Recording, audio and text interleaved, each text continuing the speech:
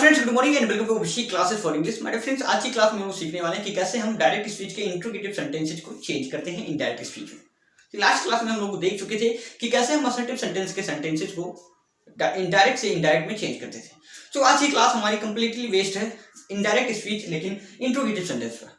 बड़े friends, interrogative sentence में जैसा कि आप लोग जानते हैं दो टाइप के सेंटेंस होते हैं। तो आइए बहुत डिटेल समझते हैं। आइए देर न करते हुए शुरू करते हैं आज की शानदार क्लास। लेकिन उससे पहले मैं आपको बताना चाहूंगा कि अगर आप यूपी और फिर सीबीएसई बोर्ड के स्टूडेंट्स और बोर्ड एग्जाम 2022 के लिए प्रिपेयर कर रहे हैं या फिर आप 23 के लिए प्रिपेयर करना चाहते हैं तो अभिषेक क्लासेस के टॉपर्स पेज में आप एडमिशन ले सकते हैं, ठीक है, जिसके जरिए आप प्रिपरेशन करके इंग्लिश के सब्जेक्ट में अच्छे मार्क्स ला सकते हैं। तो दोस्तों आइए शुरू करते हैं आज की शानदार class. Let's start the video.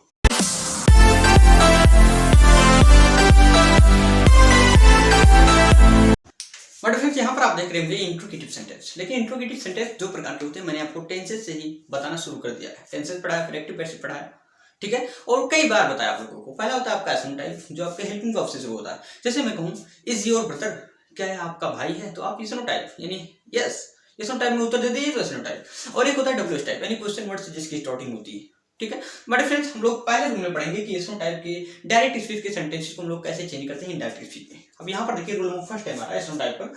यदि रिपोर्टेड स्पीच किसी सहायक क्रिया, वही हुआ ना, सहायक क्रिया से शुरू है तब सेड या सेड टू के स्थान पर आस्क्ड या फिर रिक्वायर्ड ऑफ, अभी तक हम लोग देख रहे थे, ठीक है, कि सेड या फिर सेड टू के स्थान पर टोल्ड, ठीक है, या फिर से ये लिखते थे। लेकिन ऐसा नहीं है, असर्टिव सेंटेंस नहीं है, ये इंट्रोगेटिव सेंटेंस है। और इंट्रोगेटिव सेंटेंस में हम लोग सेड या सेड टू के स्थान पर आस्क्ड या फिर इंक्वायर्ड ऑफ का प्रयोग करेंगे, ठीक है, लिखा जाता है। कॉमा को हटाकर इसके स्थान पर इफ या वेदर लिखा जाता है। अब असर्टिव सेंटेंस में हम लोगों ने क्या देखा था कि कॉमा को हटाकर उसके स्थान पर दैट का प्रयोग करते थे। लेकिन यस इज नॉट, यहाँ पर ऐसा सेम नहीं है।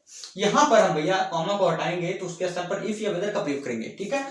और देखिए रिपोर्टेड स्पीच में मौजूद नेगेटिव इंट्रोगेटिव सेंटेंस को, जो रिपोर्टेड स्पीच के अंतर्गत इंट्रोगेटिव सेंटेंस जैसे डू यू प्ले क्रिकेट, क्या तुम क्रिकेट खेलते हो, तो ये हमारा इंट्रोगेटिव सेंटेंस है। तो इसे हम जब इनडायरेक्ट में चेंज करते हैं तो ये हमारा इंट्रोगेटिव नहीं, इसे हम असर्टिव में चेंज कर देते हैं, यानी सकारात्मक वाक्य में चेंज कर देते हैं असर्टिव सेंटेंस में, ठीक है। अब आइए करते हैं सेंटेंसेस को चेंज, जिसके जरिए आप लोग अच्छे से समझ पाएंगे। हमारे फ्रेंड्स, ये इंट्रोगेटिव सेंटेंस है और इसे आप जब चेंज करेंगे तो आपको पिछले सारे रूल्स याद होने चाहिए। देखें कैसे प्रयोग होते हैं पिछले रूल्स। यहाँ पर देखिए कि सेड टू मी, तो सेड टू के स्थान पर टोल्ड का प्रयोग कर देते हैं, लेकिन यहाँ पर ऐसा नहीं होगा because this is our interrogative sentence. तो सेड या सेड टू के स्थान पर चाहे हम आस्क्ड लिखें चाहे फिर इंक्वायर्ड ऑफ लिखें, तो ही सेड, अब सेड टू के स्थान पर आस्क्ड लिखते हैं भैया, यानी ही आस्क्ड ऑफ मी, ठीक है। अब कॉमा हटाएंगे तो चाहे इफ लगाएं चाहे वेदर लगाएं, तो यहाँ पर कॉमा हटाते हैं, इफ लगाया हम लोगों ने। लेकिन डू यू प्ले क्रिकेट, अब यहाँ पर ध्यान देना होगा कि ये जो सेड टू मी है ना, तो सेड टू हमारा प्रेजेंट यानी प्रेजेंट टेंस में नहीं है, हमारा रिपोर्टिंग हमारा पास्ट टेंस में है, ठीक है। फिलहाल इसे भूल जाइए। और यहाँ पर देखिए हम लोग प्रेजेंट इंडेफिनिट टेंस यहाँ पर पढ़ रहे हैं। डू यू प्ले क्रिकेट, क्या तुम क्रिकेट खेलते हो, तो हमारा प्रेजेंट इंडेफिनिट टेंस है। और जब हमारा रिपोर्टिंग वो पास्ट टेंस में होता था तो हम लोग प्रेजेंट इंडेफिनिट टेंस को पास्ट इंडेफिनिट में चेंज किया करते थे। ध्यान दीजिए यहाँ पर, तो हमारा क्या हो जाएगा यहाँ पर पास्ट इंडेफिनिट टेंस, यानी जो हम असर्टिव बनाएंगे वो हमारा वर्ब की सेकंड फॉर्म अप्लाई होगी। बिकॉज हम असर्टिव बना देंगे उसे, इंट्रोगेटिव रहेगा नहीं तो वहाँ वहाँ पर डिड का प्रयोग कैसे कर सकते हैं। तो वहाँ पर वर्ब की सेकंड फॉर्म अप्लाई होगी, यानी ही आस्क्ड मी इफ। अब यू को हम आगे कर देंगे, लेकिन आगे लाने से पहले इसे हम चेंज करेंगे। तो यहाँ पर देखिए सेकंड पर्सन का प्रोनाउन, तो आपको सन रूल याद होगा, सन रूल 1 2 3। सेकंड पर्सन का प्रोनाउन हम रिपोर्टिंग वर्ब के ऑब्जेक्ट से चेंज करते हैं, ऑब्जेक्ट है मी, तो यहाँ से यू को चेंज किया मी से, तो यहाँ पर मी आ गया। लेकिन यू है नॉमिनेटिव केस में, तो मी का नॉमिनेटिव केस आई हो जाएगा, तो यहाँ पर क्या हो गया इफ आई, ठीक है। अब प्ले का क्या हो जाएगा सेकंड फॉर्म प्लेड, ठीक है। अब क्रिकेट, क्लियर। लास्ट में क्वेश्चन मार्क नहीं रहेगा बिकॉज हम लोग इसे असर्टिव में चेंज कर चुके हैं, ठीक है। यानी ही आस्क्ड मी, उसने मुझसे पूछा या उसने मुझसे कहा, इफ की, ठीक है, आई प्लेड क्रिकेट, कि क्या मैं क्रिकेट खेलता था, ठीक है। दूसरा सेंटेंस है यू सेड टू मी, तो सेड टू के स्थान पर इंक्वायर्ड ऑफ का प्रयोग करते हैं यहाँ पर, तो you inquired of me, comma हटाएंगे, यहाँ पर वेदर का प्रयोग करते हैं, you inquired of me whether. Did she go to Allahabad, ये हमारा क्या है पास्ट इंडेफिनिट टेंस है, और पास्ट इंडेफिनिट टेंस हमारा किसमें चेंज होगा पास्ट परफेक्ट टेंस में। तो सी को आगे ले आएंगे, लेकिन सी हमारा थर्ड पर्सन है तो ये चेंज नहीं होगा, इसलिए यहाँ पर ऐसे लिख देंगे सी। क्योंकि असर्टिव में बदलने के लिए हमें ये हेल्पिंग वर्ब आगे से हटाना पड़ेगा। यानी you inquired of me weather सी, ठीक है। अब पास्ट परफेक्ट टेंस का क्या है, हेल्पिंग वर्ब और वर्ब की फॉर्म का कौन सी लगती है, हैड लगता है, यानी सी हैड, ठीक है। अब गो का क्या हो जाएगा, गॉन। अब टू इलाहाबाद,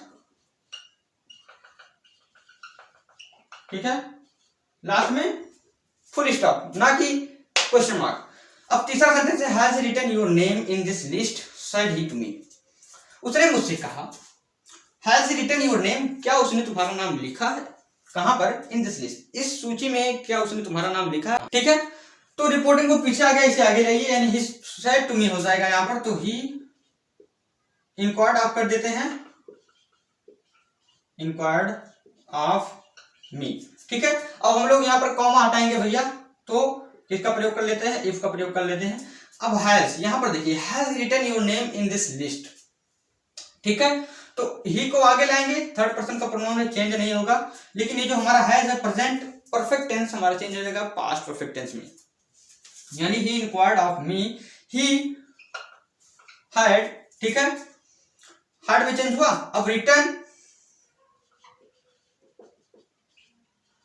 ठीक है। अब योर हमारा चेंज होगा ऑब्जेक्ट से, ऑब्जेक्ट हमारा क्या है, मी, ठीक है, तो मी से हमारा चेंज होगा, तो यानी इसकी जगह पर मी आ गया, लेकिन ये नॉमिनेटिव प्लेस में है योर, तो मी का नॉमिनेटिव प्लेस क्या हो जाएगा, माई, ठीक है। तो माई, अब नेम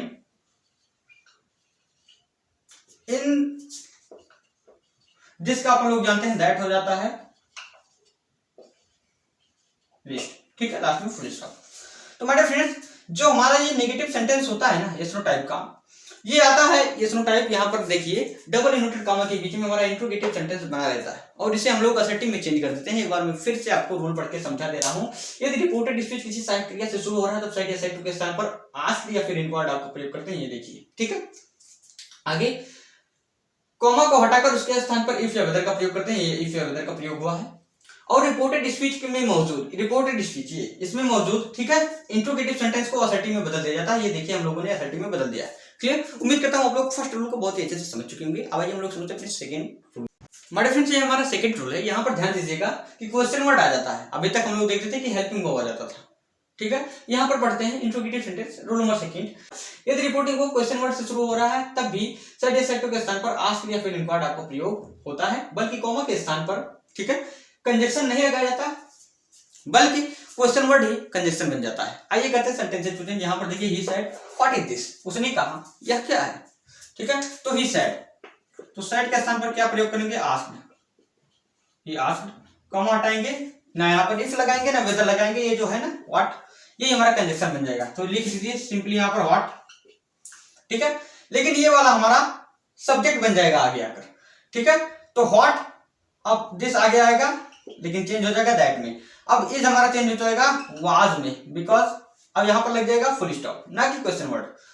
अगर हम क्वेश्चन वर्ड के जस्ट बाद फिर से हेल्पिंग वर्ब भी लगा दें, यानी इज या वाज, हैव, हैड, ठीक है, ये सब लगा देंगे तो फिर से हमारा क्वेश्चन वर्ड यानी इंट्रोगेटिव सेंटेंस हो जाएगा, लेकिन हमें चेंज कर देना है असर्टिव में।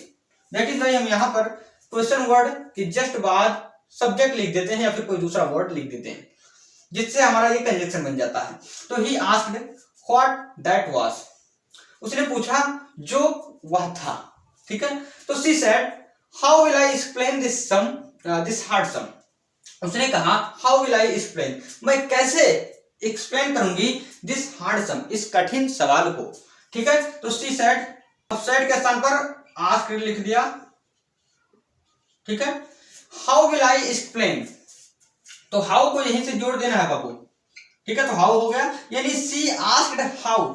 अब बिल को पीछे ले जाइए, यहाँ पर आई को आगे लाइए, तो आगे लाएंगे लेकिन सी से चेंज होगा, सब्जेक्ट से हमारा फर्स्ट पर्सन का प्रोनाउन है, रिपोर्टिंग वर्ब के सब्जेक्ट से बदलेगा, तो सी से चेंज हुआ तो यहाँ पर सी आ गया, तो हाउ सी, ठीक है। तो सी आस्क्ड हाउ सी। अब बिल को पीछे ले जाएंगे, लेकिन ले जाएंगे तो भी उड़ में हमारा चेंज हो जाएगा, हम लोग पढ़ चुके हैं। अब यहाँ पर लिखेंगे एक्सप्लेन, जिस हमारा दैट में हो जाएगा हार्ड सम, लास्ट में फुल स्टॉप। तीसरा सेंटेंस है आई सेड टू हिम, ठीक है, मैंने उससे कहा why are you so worry, तुम इतने दुखी क्यों हो। तो सेड टू के स्थान पर यहां पर इंक्वायर्ड ऑफ का प्रयोग कर देते हैं, इंक्वायर्ड ऑफ हिम, ठीक है। अब व्हाई को हम कंजक्शन बना लेंगे यहाँ पर, यानी व्हाई, तो आई inquired of him why, you को आगे लाएंगे तो हमारा चेंज होगा आई से, तो यहाँ पर क्या हो जाएगा आई, बिकॉज यू भी नॉमिनेटिव केस में है और आई भी नॉमिनेटिव केस में है, तो आई inquired of him why I. अब आर को हम पीछे ले जाएंगे, ठीक है, लेकिन आर पीछे जाएगा तो हमारा किस में चेंज हो जाएगा, वाज में चेंज हो जाएगा, ठीक है, यानी why I was also worried, और क्वेश्चन मार्क को हटाकर यहाँ पर फुल स्टॉप लगा देंगे। तो माय डियर फ्रेंड्स, अगर यहाँ पर देखते हैं जैसे सी सेड, अगर यहाँ पर हम लोग इंक्वायर्ड का प्रयोग करते हैं तो इंक्वायर्ड ऑफ नहीं लिखेंगे, केवल इंक्वायर्ड लिखेंगे। इंक्वायर्ड ऑफ तभी लिखेंगे जब सेड या सेड टू के बाद, यानी सेड के बाद हमारा ऑब्जेक्ट होगा, ठीक है।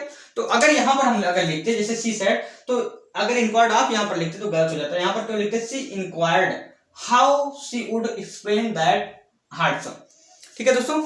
बट फ्रेंड्स, उम्मीद करता हूँ कि आप लोग अच्छे से समझ चुके होंगे कि कैसे हम लोग इंट्रोगेटिव सेंटेंस के डायरेक्ट स्पीच के सेंटेंसेस को इनडायरेक्ट में चेंज करते हैं, सेड या सेड टू के स्थान पर क्या लगाते हैं, कंजंक्शन किसका प्रयोग करते हैं, ठीक है। तो दोस्तों, इसके आगे इंट्रोगेटिव सेंटेंस को हम लोग बहुत ही डीपली समझ चुके हैं, अब इसके आगे इंट्रोगेटिव सेंटेंस में कुछ नहीं है, ठीक है, यानी इसके बाद वाली क्लास में हम लोग सीखेंगे इंपरेटिव सेंटेंस के डायरेक्ट स्पीच के सेंटेंसेस को इनडायरेक्ट स्पीच में ट्रांसलेट करना। तो मैं आप लोगों से रिक्वेस्ट करता हूँ कि प्लीज अभी आई बटन को प्रेस कर लीजिए, और वहां पर आपको इंपरेटिव सेंटेंस का वीडियो मिलेगा, मैंने आपको इंपरेटिव सेंटेंस को बहुत ही डिटेल समझाया है, अगर उसे आप देख लेते हैं तो आपको डायरेक्ट इनडायरेक्ट को समझने में परेशानी नहीं होगी। तो प्लीज पहले उसे देख लीजिए अभी जस्ट बाद, और फिर जब मैं शाम को हम लोग शाम को इंपरेटिव सेंटेंस को, यानी इंपरेटिव सेंटेंस के डायरेक्ट स्पीच को चेंज करना सीख रहे हो, तो आप लोग अच्छे से समझ सके उसे, अदरवाइज आप लोग अच्छे से नहीं समझ पाएंगे।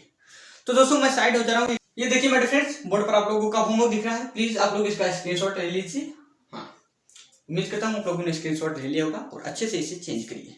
दोस्तों, अगर वीडियो पसंद आए तो प्लीज वीडियो को लाइक करें, चैनल पर नए तो प्लीज चैनल को सब्सक्राइब करें, और अगर आपको वीडियो सच में पसंद है तो प्लीज इस वीडियो को अपने फ्रेंड सर्कल में ज्यादा से ज्यादा शेयर करें, और इस वीडियो को एक दिन के लिए अपने स्टेटस पर जरूर रखें, ताकि ये वीडियो सभी यूपी बोर्ड स्टूडेंट तक और सीबीएसई बोर्ड स्टूडेंट तक पहुंच सके। और आप लोग बताएं अपने फ्रेंड लोगों को कि विषय क्लासेस फॉर इंग्लिश पर क्लासेस चल रही है, 2022 के अकॉर्डिंग क्लासेस 1 अप्रैल से स्टार्ट होंगी, तो वो भी एडमिशन ले सकते हैं और आप लोग एडमिशन करवा सकते हैं।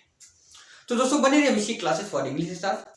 दोस्तों, क्यों डरे कि जिंदगी में क्या होगा, क्यों डरे कि जिंदगी में क्या होगा, हर वक्त क्यों सोचे कि बुरा होगा, क्यों डरे कि जिंदगी में क्या होगा, हर वक्त क्यों सोचे कि बुरा होगा, बढ़ते रहे अपनी मंजिलों की ओर हम, बढ़ते रहे अपनी मंजिलों की ओर हम, कुछ मिले या न मिले तजुर्बा तो नया होगा, तजुर्बा तो नया होगा।